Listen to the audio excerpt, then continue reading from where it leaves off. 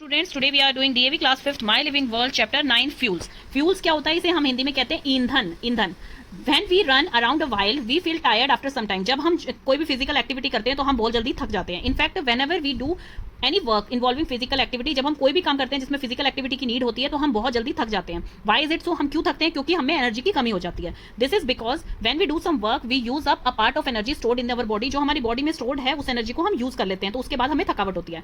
Where do we get this energy from? हम ये energy कहां से मिलती है? जैसे हमने फूड के चैप्टर में पढ़ा था, हमें एनर्जी कहां से मिलती है? एनर्जी गिविंग फूड से, जो कि कार्बोहाइड्रेट एंड फैट्स होते हैं। तो हमें कहां से मिलती है एनर्जी? फूड से मिलती है। We get energy from the food we eat. हमें एनर्जी मिलती है जो फूड हम खाते हैं। A substance that produces energy on burning is called a fuel। कोई भी चीज जब यूज होने पे एनर्जी देती है तो वो कहलाई जाती है fuel. Hence food can also be thought as a fuel for our body। तो हम फूड को भी जो है फ्यूल कह सकते हैं अपनी बॉडी के लिए, क्योंकि फूड ही वो काम करता है कि जिससे हमें एनर्जी आती है और हम डे टू डे रूटीन के वर्क कर सकते हैं। तो इसलिए जब हमें चाहिए होती है एनर्जी हमें मिल जाए तो उसे हम फ्यूल कहेंगे, तो वो फूड से ही मिलती है। तो फूड को भी हमारी बॉडी का एक फ्यूल कहा गया है। जैसे कि पेट्रोल के बिना गाड़ी नहीं चल सकती है, तो पेट्रोल भी जो है वो क्या है? आपका एक फ्यूल है, ईंधन है। Type of fuels. अब फ्यूल्स कितने टाइप के होते हैं? फ्यूल्स जो होते हैं वो सॉलिड भी हो सकते हैं, लिक्विड भी हो सकते हैं, गैशियस भी हो सकते हैं। Wood, coal, coke and cow dung, cakes, ये जो है सारे एग्जांपल हैं आपके सॉलिड फ्यूल के। जो सबसे फर्स्ट दिखा रखा है, जो वुड जलाई जा रही है, काउ डंग से जलाया जाता है, तो उसे कहा जाता है वो सॉलिड फ्यूल है, सॉलिड ईंधन है। Then kerosene, petrol and diesel, ये किसके एग्जांपल हो गए आपके? लिक्विड फ्यूल्स के। जैसे कि आप पेट्रोल डलवाते हैं गाड़ी के अंदर, वो कौन सा है? वो लिक्विड फ्यूल है। लिक्विफाइड पेट्रोलियम गैस जो कि एलपीजी होती है, कंप्रेस नेचुरल गैस सीएनजी होती है, पाइप नेचुरल गैस पीएनजी होती है, एंड बायोगैस, ये सब किसके एग्जांपल है? गैशियस फ्यूल के। तो जो आपके घर पे सिलेंडर आता है वो कौन सा फ्यूल है? वो आपका गैशियस फ्यूल है। तो हमने सॉलिड, लिक्विड एंड गैशियस तीन टाइप के फ्यूल्स देख लिए हैं। यूजेस क्या होते हैं फ्यूल्स के? We now know that fuels produce energy on burning. हमें ये तो पता लग गया है कि आप बर्निंग पे जो है फ्यूल्स क्या देते हैं? हमें एनर्जी देते हैं। Energy is required for many purposes. Energy जो है बहुत सारी चीजों के लिए जरूरी है। किस किस चीज के लिए जरूरी है? कुकिंग के लिए है, मूवमेंट ऑफ ट्रेन कैसे मूव करेंगी, ऑटोमोबाइल्स के लिए जरूरी है, एरोप्लेन्स कैसे चलते हैं, इलेक्ट्रिसिटी कैसे बनती है, एंड रनिंग वेरियस मशीन्स, और बहुत सारी मशीन्स को चलाने के लिए भी फ्यूल की जरूरत पड़ती है। For getting energy we use different types of fuel in different situation. हमें जो है डिफरेंट टाइप की सिचुएशंस में डिफरेंट टाइप के फ्यूल्स की रिक्वायरमेंट होती है। Domestic fuels. In the early ages man discovered fire and learn cooking. Early ages में अर्ली मैन ने फायर को डिस्कवर किया। कैसे डिस्कवर किया? दो पत्थर लिए, आपस में घिसना स्टार्ट किया उन्हें, और फिर उससे उन्होंने फायर को डिस्कवर किया। एंड लर्न कुकिंग, और उन्होंने कुकिंग सीखी। At that time it was wood that was mainly used as a fuel. उस टाइम सिर्फ वुड, लकड़ियां ही ऐसी होती थी जो कि यूज की जाती थी एज अ फ्यूल, ईंधन के रूप में। लेटर काउडंग केक्स, कोल। काउडंग केक्स कौन से होते हैं? जो कि गोबर के उपले होते हैं। कोल क्या होता है? कोयला आपका। And kerosene also started getting used as a domestic fuel. फिर बाद में इन सब चीजों को भी यूज किया जाने लगा as a domestic fuel. These fuels are used even now. ये फ्यूल्स आज भी यूज किए जाते हैं इन सम हाउस होल्ड, कुछ घरों में। It is gaseous fuels like LPG, PNG and biogas. जैसे कि हम लोग एलपीजी ज्यादातर यूज करते हैं। आजकल घरों में क्या चीज यूज होने लगी? गैशियस फ्यूल यूज होने लगे हैं, जो कि एलपीजी है, पीएनजी है एंड बायोगैस है। ये आजकल ज्यादातर डोमेस्टिक फ्यूल की टाइप में यूज हो रहे हैं। These are cleaner fuel. ये जो होते हैं क्लीनर फ्यूल होते हैं, जो कि आपके गैशियस फ्यूल हैं, ये क्लीनर फ्यूल होते हैं। क्यों? क्योंकि कोई भी स्मोक जनरेट नहीं करते हैं जब ये जलते हैं। जब आप गैस चलाते हैं, उसके ऊपर खाना बनाते हैं, तो ऐसा तो नहीं है ना कि कोई स्मोक क्रिएट होती है वहां पर, कोई स्मोक क्रिएट नहीं होती है। पहले के टाइम में क्या होता था? लकड़ियां, जैसे आप आज भी देखते हैं, मान लीजिए सर्दियों में कभी आप कोयला जला रहे हैं, लकड़ियां जला रहे हैं, तो उससे क्या होता है कि बाद में ऐश बच जाती है। ऐश मतलब राख बच जाती है, और उससे स्मोक क्रिएट होती है, धुआं निकलता है बहुत सारा। आपको पता लग जाता है कि यहाँ पर जो है कोई चूल्हे पे रोटी बना रहा है, तो ये चीजें आपको दूर से ही पता लग जाती है, क्योंकि वहां से स्मोक निकल रही होती है। तो आजकल जो चीजें हैं हम यूज कर रहे हैं बायोगैसेज, वो क्या है? वो डोमेस्टिक फ्यूल के टाइप में हम यूज कर रहे हैं। उन्हें क्लीनर फ्यूल इसीलिए बोला जाता है क्योंकि वो कोई भी स्मोक क्रिएट नहीं करती और कोई भी ऐश नहीं बचती है उनको जलाने के बाद। मतलब कोई भी राख नहीं बचती है, जैसे कि लकड़ियों को या कोयले को जलाने के बाद जो राख बच जाती है वो नहीं बचती है इन चीजों से। डू यू नो में है the ash by product of coal combustion. जैसे ही कोयला जलाया जाता है तो उसका एक बाय प्रोडक्ट निकलता है जो ऐश होती है, जो कि राख होती है। Is used as a filler for things. वो फिलर के टाइप में यूज की जा रही है। फिलर मतलब कि भरा जा रहा है। जो टेनिस के रैकेट्स होते हैं, गोल्फ की बॉल होती है, उनको हैवी करने के लिए, मजबूत बनाने के लिए, उनके अंदर जो कोल की ऐश बच जाती है उसको फिलर के रूप में भरा जा रहा है। तो वो ये डू यू नो आपके लिए इंपॉर्टेंट है। तो अब आपको समझ आ गया है आजकल जो house hold domestic fuel use हो रहे हैं वो हो रहे हैं आपकी गैशियस फ्यूल, और ये इन्हें क्लीनर फ्यूल भी कहा जाता है क्योंकि कोई भी स्मोक क्रिएट नहीं करते हैं और कोई भी राख नहीं बचती है इनको जलाने के बाद। These cleaner fuels are convenient to use. ये कन्वीनियंट होते हैं यूज करने के लिए और बहुत ही एफिशिएंट भी होते हैं। They are also more eco friendly. ये इको फ्रेंडली भी हैं। अब आपको घर में देखिए, आप सिलेंडर बुक करवाते हैं, फटाफट आपके घर में आ जाता है, आप उसे लगाते हैं और फिर यूज करना स्टार्ट कर देते हैं। ऐसा नहीं है कि जैसे पहले के टाइम में लकड़ियों के लिए लोगों को जंगल में जाना पड़ता था, वहां से लकड़ियां लेके आनी पड़ती थी, तो मतलब वो डिपेंड होता था वेदर पे भी, बारिश आ रही है तो कैसे लेके आएंगे। तो उस तरह की आजकल कोई दिक्कत नहीं आती है, बहुत ही कन्वीनियंट है इसे यूज करना, और ये इको फ्रेंडली तरीका भी है। नेक्स्ट आपका आ गया है फ्यूल्स फॉर ट्रांसपोर्टेशन। अब ट्रांसपोर्टेशन के लिए कौन सा फ्यूल यूज हो रहा है? Train were earlier run with the help of steam engine. देखिए पहले के टाइम में जो ट्रेन चलती थी आपने देखा भी होगा, जैसे कितना ज्यादा स्मोक क्रिएट करती हुई चल रही है, ये स्टीम इंजन से चलती थी पहले train. In this engine steam was produce by a burning coal. इसमें क्या टाइम में स्टीम प्रोड्यूस की जाती थी, कोयले को जला के स्टीम प्रोड्यूस की जाती थी और स्टीम यहाँ से निकलती थी, एग्जिट होता था। तो ये इस तरह से इतनी ज्यादा स्मोक क्रिएट करता हुआ चलता था। लेकिन आजकल क्या होगा? ट्रेन इंजन में क्या यूज किया जा रहा है? या तो इलेक्ट्रिसिटी यूज की जा रही है या फिर डीजल यूज किया जा रहा है। देन है vehicles like buses, cars and scooters run on petrol और डीजल। जो बसेस हो जाती हैं, कार है, स्कूटर्स हैं, आपकी गाड़ियां हैं, कुछ भी कोई भी चीजें हैं, वो सब चीजें किस पे चलती हैं? पेट्रोल या डीजल पे चलती हैं। एरोप्लेन्स जो होते हैं commonly use highly refined kerosene fuel use किया जाते हैं। Highly refined kerosene fuel use किया जाता है एरोप्लेन में, जिसे कि हम एविएशन टर्बाइन फ्यूल भी बोलते हैं। जितने भी जेट प्लेन्स होते हैं, मतलब जितने भी हवाई यात्राएं करी जाती हैं, उन सब में एविएशन टर्बाइन फ्यूल ही यूज किया जाता है। Buses, auto rickshaw and cars now prefer to use CNG. देखिए buses, auto rickshaw, car, scooters, इन सब में जो है पेट्रोल और डीजल पे भी चलती हैं ये, लेकिन आजकल जो है ज्यादातर लोग जो है सीएनजी की तरफ मूव कर रहे हैं। क्यों? क्योंकि सीएनजी जो है वो एज अ ग्रीन फ्यूल है, वो जो है वो कम पोल्यूशन क्रिएट करता है और उससे जो है पॉइजनस गैसें नहीं निकलती हैं, हार्मफुल गैसेस नहीं निकलती हैं। तो इसलिए आजकल ज्यादातर लोग जो है सीएनजी की तरफ मूव कर रहे हैं, और CNG as compare to petrol and diesel के सस्ता भी पड़ता है। तो आजकल buses, auto rickshaw and cars जो है वो प्रेफर कर रही है सीएनजी को। इसलिए कर रही है, this is because CNG powered vehicle have low maintenance cost, उनकी लो मेंटेनेंस कॉस्ट है एंड बेटर एफिशिएंसी है। Also CNG is better green fuel. CNG जो है वो एक बेटर ग्रीन फ्यूल है। सीएनजी पेट्रोल और डीजल से जो है किफायती भी पड़ता है और उससे अच्छा भी है। किस लिए? क्योंकि it doesn't produce any poisonous gas और हार्मफुल एमिशन इससे कम होता है, तो इसीलिए इसे ग्रीन फ्यूल भी कहा जाता है। It cause less air pollution, ये एयर पोल्यूशन कम करता है। इज मोर इको फ्रेंडली, ज्यादा इको फ्रेंडली है, and cause less harm to the health of human and animals. इसलिए सीएनजी को प्रेफर किया जा रहा है आजकल। तो ये आपका क्वेश्चन आ सकता है, सीएनजी को जो है ग्रीन फ्यूल कहा जा रहा है, सीएनजी बेटर क्यों है पेट्रोल से? किसी भी टाइप से क्वेश्चन बन के आ सकता है, तो ये आपके लिए इंपॉर्टेंट है स्टूडेंट्स। देन आ गई है आपकी एक्टिविटी। एक्टिविटी में आपको लिखना है 3 मोड्स ऑफ ट्रांसपोर्टेशन दिया हुआ है, कैसे आप ट्रैवल करते हैं वो आप लिखेंगे। विद इन द सिटी आप कैसे जाते हैं, मोड्स ऑफ ट्रांसपोर्टेशन, या बाइक लिख सकते हैं, स्कूटी लिख सकते हैं। तो उसमें फ्यूल कौन सा यूज होता है? उसमें पेट्रोल यूज होता है, डीजल यूज होता है, वो आप अपने उसके अकॉर्डिंग लिख सकते हैं। बिटवीन टू सिटीज के बीच में आप किससे जाते हैं? कार से जाते हैं, बस से जाते हैं, इन चीजों से जा सकते हैं। वो किस चीज पे होती है? या तो सीएनजी पे होंगी, पेट्रोल पे होंगी, डीजल पे होंगी।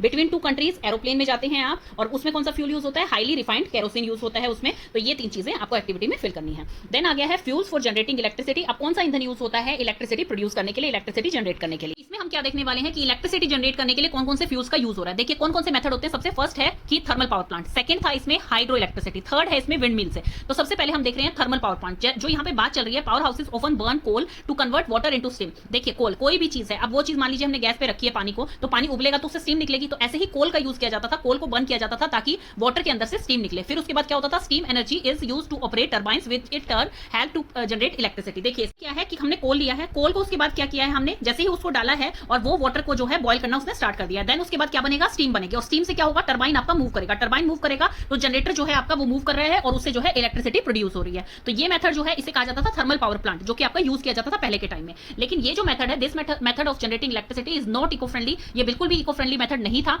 It is being gradually given up. इसलिए जो है ये मेथड बहुत ज्यादा यूज किया नहीं जाता है। Other better and more eco friendly methods are now being used for generating electricity. आजकल जो है बहुत ज्यादा इको फ्रेंडली मेथड्स आ गए हैं, वो यूज किए जाते हैं जिससे कि इलेक्ट्रिसिटी प्रोड्यूस की जाए। तो अब हम बात करते हैं, अभी तक हमने देखा थर्मल पावर प्लांट, जिसमें कि कोल को जो है बर्न किया जाता है, वाटर गर्म करा जाता है और फिर उससे स्टीम निकलती है, और स्टीम से आपके टरबाइन चलते हैं और टरबाइन से जो है इलेक्ट्रिसिटी प्रोड्यूस होती है। अब सेकंड हम देखते हैं हाइड्रो इलेक्ट्रिक पावर प्लांट। जैसे हमने पीछे वाले चैप्टर में पढ़ा भी था कि क्या होता है, डैम बनाए जाते हैं जिसमें कि पानी बहुत ही ज्यादा क्वांटिटी में इकट्ठा किया जाता है ताकि प्रेशर से पानी निकलता है वहां पर। तो यहाँ पर क्या हो रहा है, यहाँ पर वाटर आ रहा है, वाटर जा रहा है बहुत ही ज्यादा प्रेशर से, तो वो क्या करेगा उससे? टरबाइन देखिए आपके घूम रहे हैं नीचे, जो टरबाइन मूव कर रहे हैं, ये टरबाइन मूव करेंगे तो क्या है, आपका जनरेटर भी मूव कर रहा है, और जनरेटर की मूव करते ही क्या होगा, आपकी इलेक्ट्रिसिटी ट्रांसफार्मर में आपकी इलेक्ट्रिसिटी प्रोड्यूस हो रही है, और यहाँ से आपकी इलेक्ट्रिसिटी जो है वो ट्रांसमिट हो रही है। तो उससे आपके पानी से यहाँ पर जो है इलेक्ट्रिसिटी बनाई जा रही है, इसे कहा जाता है हाइड्रो इलेक्ट्रिसिटी। ये हाइड्रो इलेक्ट्रिक पावर प्लांट होते हैं जो कि डैम जैसे बनाए जाते हैं, जो हम पीछे पढ़ चुके हैं। तो ये क्या है, ये इको फ्रेंडली मेथड है।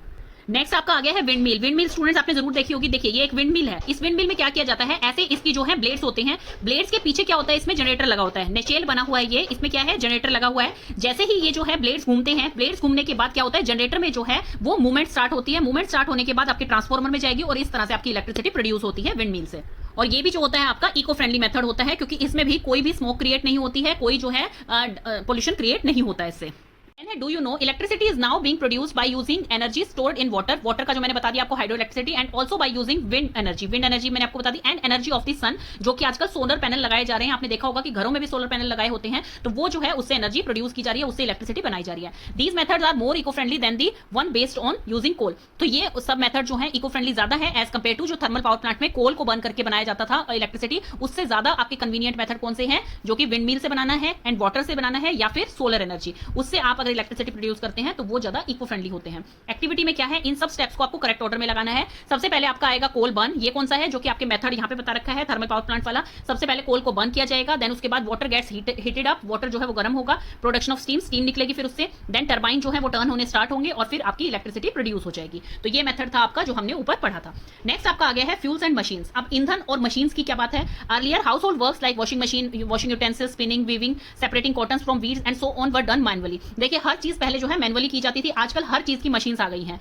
This was time consuming and slow and tiring. ये जो this was time consuming, slow and tiring, ये जो मेथड होते थे ये बहुत ही टाइम कंज्यूमिंग होते थे, स्लो होते थे और बहुत ज्यादा थकाने वाले होते थे, बहुत ज्यादा एनर्जी की इनमें जरूरत पड़ती थी। Hand operated machines were then developed. उसके बाद जो है हैंड ऑपरेटेड मशीन्स जो है आई और फिर उनसे जॉब जो है वो थोड़ी सी अच्छी हो गई और कम टायरिंग वाली हो गई। लेटर ऑन उसके बाद मशीन वर्किंग थ्रू स्टीम, उसके बाद स्टीम के द्वारा जो इलेक्ट्रिसिटी बनाई जाती थी कोल को जला के, वो इन्वेंट हुई। This resulted in an increase in demand of coal. इससे क्या है, कोल की डिमांड बढ़ गई, कोयले की डिमांड बहुत ज्यादा बढ़ गई। Railway, ship, power houses and factories require large supply of coal. इससे क्या हुआ कि जो रेलवेज था जहां पे स्टीम इंजन यूज होता था, पहले शिप्स में यूज होता था, पावर हाउसेज में, थर्मल पावर प्लांट में यूज होता था एंड फैक्ट्रीज में जो यूज होता था, उससे लार्ज सप्लाई ऑफ कोल। इन सबको जो है अब लार्ज सप्लाई की जरूरत पड़ने लग गई कोल की। The reserves of coal in nature started depleting rapidly. तो अब जितना कोल जो है वो था वो धीरे धीरे जो है खत्म होने लग गया। Coal can't be replenished easily as nature takes a very long time to make it. Coal जो है इतनी जल्दी रिप्लेस नहीं किया जा सकता, इतनी जल्दी नहीं बन सकता है क्योंकि इसे बहुत ज्यादा टाइम चाहिए होता है बनने के लिए। हम देखते हैं स्टूडेंट्स कोल कैसे बनता है। ये देखिए बहुत सारे मिलियंस ईयर्स अगो, जैसे इसमें लिखा हुआ है 300 मिलियंस ईयर्स अगो, जितने भी यहाँ पर जैसे कि मडी एरिया होता था, सॉइल होती थी, बहुत सारी वाटर होता था, तो उसमें क्या होता था, उसमें जितने भी ट्रीज होते थे वो जर्मिनेट करते थे, उगते थे और फिर उसके बाद जो है वो धीरे धीरे वाटर के नीचे चले जाते थे। फिर दोबारा से यही प्रोसेस जो है कंटिन्यू चलता रहता था। देन उसके बाद क्या हुआ, जब वो ट्रीज जो है नीचे इकट्ठा होने लग गए तो ऊपर से जो है प्रेशर भी ज्यादा पड़ने लग गया। क्यों? क्योंकि वो नीचे थे तो उसमें जो है सॉइल आने लग गई ऊपर, फिर वाटर आ जाता था, फिर सॉइल आ जाती थी, फिर और ट्रीज आ जाते थे। तो जितनी नीचे की लेयर थी उतना ही उस पर प्रेशर ज्यादा लगने लग गया। तो ये पृथ्वी के नीचे जाते गए और अर्थ के नीचे क्या है, टेम्परेचर जो है बहुत हाई टेम्परेचर है, तो उससे क्या है ज्यादा टेम्परेचर और ज्यादा प्रेशर के कारण क्या होने लग गया, ये जो है यहाँ पर कोल का फॉर्म ले लिया इसने। जो ये यहाँ पर डेड प्लांट्स थे, डर्ट इकट्ठी होती गई, तो उसके बाद इतने सालों बाद मतलब 300 मिलियन ईयर्स अगो के बाद जो है ये कोल प्रिपेयर होता है। तो इतने हीट और प्रेशर में जो है ये क्या प्रिपेयर करता है, डेड प्लांट्स कोल बना देता है। कितने मिलियंस ईयर्स में। तो कोल जो है वो बनना इतना ईजी नहीं होता। और फिर उसके बाद इसे कैसे एक्सट्रैक्ट किया जाता है, जब आप सोचेंगे कि ये अर्थ के इतना अंडर है तो इसे कैसे एक्सट्रैक्ट किया जाता है, माइंस के द्वारा इसे एक्सट्रैक्ट किया जाता है। तो अब आपने समझ लिया स्टूडेंट्स कि कोल जो है वो कितनी मुश्किल से बनता है, कितने साल लग जाते हैं उसे बनने के लिए। टू मीट दीज चैलेंजेस, इन चैलेंजेस को मीट करने के लिए कि भाई कोल की इतनी रिक्वायरमेंट ना रहे, तो उसके लिए steam engine were gradually replace by other engine. तो स्टीम इंजन जो है वो रिप्लेस किए गए दूसरे फॉर्म्स में, क्योंकि स्टीम इंजन में कोल की रिक्वायरमेंट पड़ती थी। अब दूसरे लिक्विड फ्यूल्स जो है वो यूज किए जाने लगे कोल की बजाय, जैसे कि पेट्रोल हो गया है, डीजल हो गया है। पेट्रोल, डीजल एंड केरोसिन जो है वो सारे कहां से ऑब्टेन्ड होते हैं, क्रूड ऑयल को रिफाइन करके, जो कि आपका पेट्रोलियम होता है, पेट्रोलियम बोला जाता है इसे। However petroleum reserves in nature also limited and can't be replenished easily. Petroleum भी जो है वो नेचर में बहुत ही कम है और उसको भी रिप्लेस नहीं किया जा सकता है, वो भी इजीली अवेलेबल नहीं हो सकता है। इनकी रिक्वायरमेंट्स इतनी ज्यादा बढ़ती जा रही है कि धीरे धीरे जो है वो चीज खत्म होती जा रही है। जैसे कि आपने देखा भी होगा स्टूडेंट्स की पेट्रोल के, डीजल के, हर चीज के रेट्स कितने बढ़ते हुए चले जा रहे हैं, तो वो उसका कारण यही है। नेक्स्ट आपका आ गया है fossil fuels. Coal and petroleum are fossil fuel. Coal and petroleum दोनों ही फॉसिल फ्यूल होते हैं। फॉसिल फ्यूल क्या होते हैं, ये वो फ्यूल्स होते हैं that are formed by decomposition of animals and plants matter buried deep under the surface of the earth at high temperature and pressure prevailing there. देखिए ये क्या होते हैं, जो मैंने अभी आपको पिक्चर दिखाई थी कि कोल कैसे बनता है। क्या होता है, ट्रीज होते हैं जो, और जो एनिमल्स होते हैं, मेराइन एनिमल्स होते हैं, वो क्या करते हैं, अंडर दी अर्थ के सरफेस के नीचे जाते जाते ओवर द मिलियन ईयर लग जाते हैं इन्हें ये प्रोसेस होने में। और फिर वो जो है नीचे जाते जाते उनके ऊपर हाई प्रेशर लगता है, हाई टेंपरेचर होता है, तो उसके बाद वो चेंज होते हैं फॉसिल फ्यूल्स में। Such buried animals and plant matter got changed into fossil fuels over a period of millions of years. Million of year लग जाते हैं इन्हें बनने में। मेन फॉसिल फ्यूल कौन कौन से हैं आपके, there are 3 main fossil fuel, coal, crude oil जो कि पेट्रोलियम कहलाता है, एंड नेचुरल गैस। कोल हमने देख लिया है, कंबस्टाइल ब्लैक सेडिमेंट्री रॉक के टाइप में होता है। ये देखिए इस टाइप में होता है, जो कि कोल माइंस में निकाला जाता है। किस तरह से बनता है वो हमने अभी देख लिया है। It is primarily used for production of heat and electricity. ये हीट और इलेक्ट्रिसिटी के लिए यूज किया जाता है। नेक्स्ट आपका आता है क्रूड ऑयल, पेट्रोलियम बोला जाता है, एंड नेचुरल गैस। अब देखते हैं ये कैसे बनते हैं और नेचुरल गैस एंड पेट्रोलियम में क्या डिफरेंस है। देखिए नेचुरल गैस और पेट्रोलियम जो है वो तो आपको मिलते हैं जब मेराइन एनिमल्स जो हैं वो मरते हैं, डिकम्पोज होते हैं, फिर उसके बाद जो है लेयर्स बनती हुई चली जाती हैं उनकी, तो उससे आपको ऑब्टेन्ड होता है petroleum and biogas, natural gas जिसे हम बोलते हैं। और जो कोल है आपका वो ऑब्टेन्ड होता है जब मेराइन एनिमल्स नहीं बल्कि उनकी बजाय जो ट्रीज, प्लांट्स होते हैं वो डिकम्पोज होते जाए और उनके ऊपर प्रेशर लगता जाए, तो उससे आपको कोल मिलता है। तो अब आपको डिफरेंस समझ आ गया है। तो आपको कैसे मिलता है पेट्रोलियम वो देखिए, जैसे कि ओशन में स्मॉल मेराइन ऑर्गेनिजम्स होते हैं, धीरे धीरे वो खत्म भी होते जाएंगे, वो नीचे भी लेयर्स जाती जाएगी उनकी। तो नीचे जब उनकी लेयर्स जाएगी तो उसके ऊपर जो है सैंड की लेयर, क्ले की लेयर, बहुत सारी लेयर्स आती हुई चली जाएंगी। तो जो मेराइन एनिमल होंगे धीरे धीरे वो क्या करेंगे, उनके ऊपर हाई प्रेशर और हाई टेंपरेचर होने के कारण वो किस में कन्वर्ट हो जाएंगे, जाएंगे आपके पेट्रोलियम में और आपके नेचुरल गैस में। तो ये देखिए ये बन जाता है जैसे इस तरह से ऑयली जो स्ट्रक्चर होता है वो होता है आपका पेट्रोलियम, और जो ऊपर दिखाई दे रही है आपको ट्रैप्ड गैस वो है आपकी नेचुरल गैस जिसे हम कहते हैं। और आप ये पूछेंगे कि अब नीचे इसके वाटर है उसके ऊपर ऑयल है, वो हम पहले ही चैप्टर में पढ़ चुके हैं प्रॉपर्टीज ऑफ वाटर में कि ऑयल जो होती है उसकी डेंसिटी वाटर से कम होती है, इसलिए वो उसके ऊपर फ्लोट ही करेगा। तो ये सब जो है इतने मिलियन ईयर्स में ये तैयार होता है और फिर इसे एक्सट्रैक्ट किया जाता है डीप अंडर दी ओशन। तो ये आपका पेट्रोलियम हो गया है और ये आपकी नेचुरल गैस हो गई है।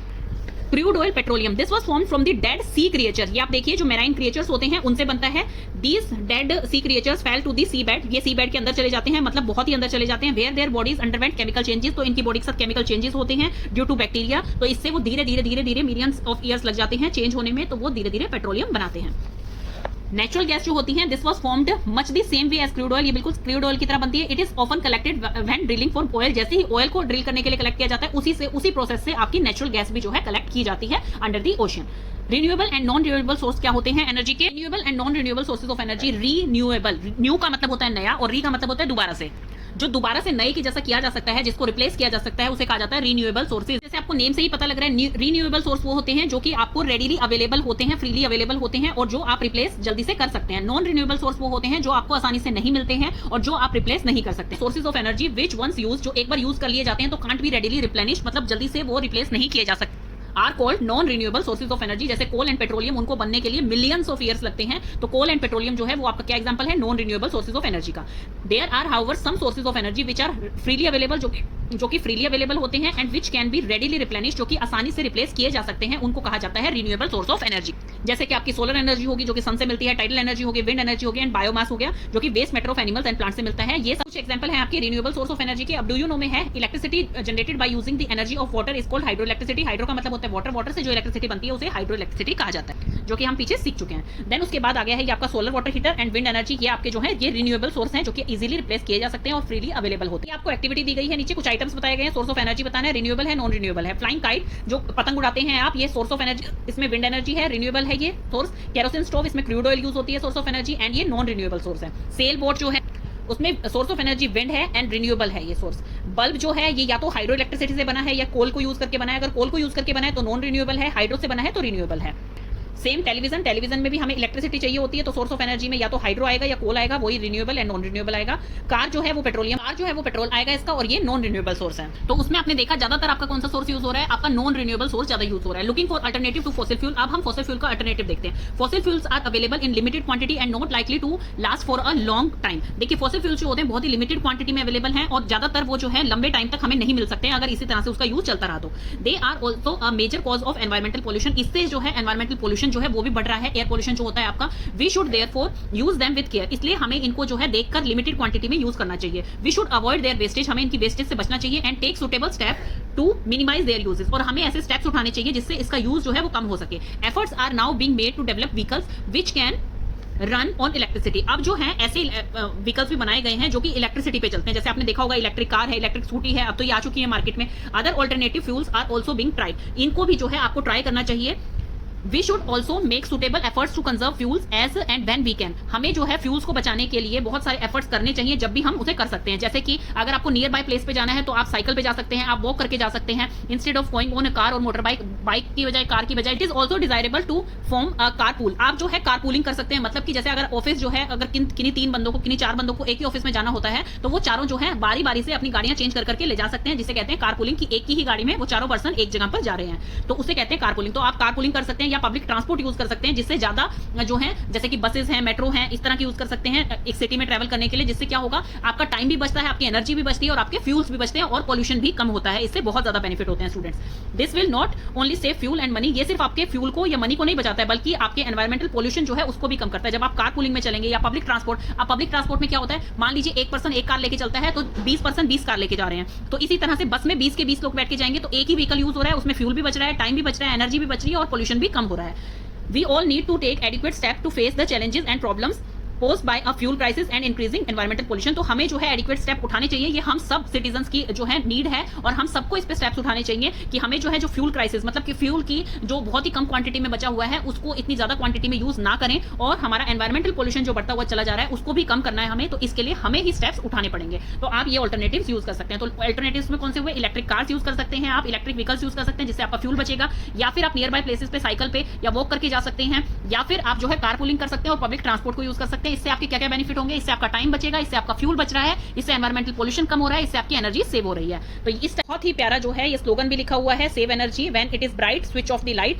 जब भी सनरेज आती हैं आपके घर में तो उस टाइम आप लाइट्स को ऑफ रखिए, जब भी आपको जरूरत नहीं है तो लाइट्स को जो है यूज मत कीजिए, इलेक्ट्रिसिटी वेस्ट मत कीजिए। उससे जो है आप अपनी अर्थ को ग्रीन भी रख पाएंगे जिससे पोल्यूशन कम होगा और आप अपने पैसे भी बचा सकते हैं। तो इसलिए सेव एनर्जी, आपको एनर्जी सेव करनी चाहिए। नेक्स्ट आपके आ गए हैं कीवर्ड्स। बायोमास क्या होता है? ये वेस्ट मैटर, ये किससे बनता है? Waste matter of animal and plant से बनता है। सीएनजी क्या होती है? कंप्रेस्ड नेचुरल गैस होती है।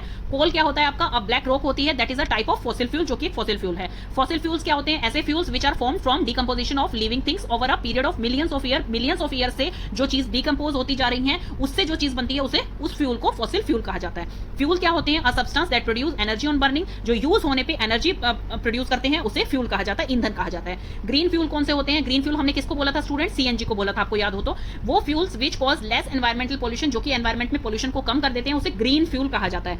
एलपीजी क्या होता है? लिक्विफाइड पेट्रोलियम गैस होती है। Non renewable sources of energy कौन से होते हैं? जो जल्दी से आप रिप्लेस नहीं कर सकते हैं, वो source of energy likely to be available only for a limited period of time, जो कि एक लिमिटेड पीरियड तक ही आपको अवेलेबल होते हैं। पेट्रोलियम क्या होता है? ये एक ऐसा फॉसिल फ्यूल है जो कि मेनली यूज किया जाता है ट्रांसपोर्टेशन के लिए, जैसे कार में, बसेस में यूज किया जाता है। पीएनजी क्या होता है? पाइप नेचुरल गैस होती है। रिन्यूएबल सोर्स ऑफ एनर्जी क्या होते हैं? नॉन रिन्यूएबल कौन से होते हैं? जो इजीली नहीं रिप्लेस किए जा सकते, जो कि लिमिटेड पीरियड ऑफ टाइम तक ही अवेलेबल रहेंगे। रिन्यूएबल सोर्स कौन से होते हैं? जो फ्रीली अवेलेबल होते हैं, बहुत इजीली रिप्लेस किए जा सकते हैं। तो रिन्यूएबल सोर्स ऑफ एनर्जी में आप क्या लिखेंगे? Sustainable source of energy likely to be always available, जो कि हमेशा अवेलेबल रहेंगे। तो ये आपका चैप्टर स्टूडेंट्स खत्म हो गया है। आपको कुछ भी चीज अगर नहीं समझ आई है तो आप कमेंट सेक्शन में मेरे से पूछ सकते हैं।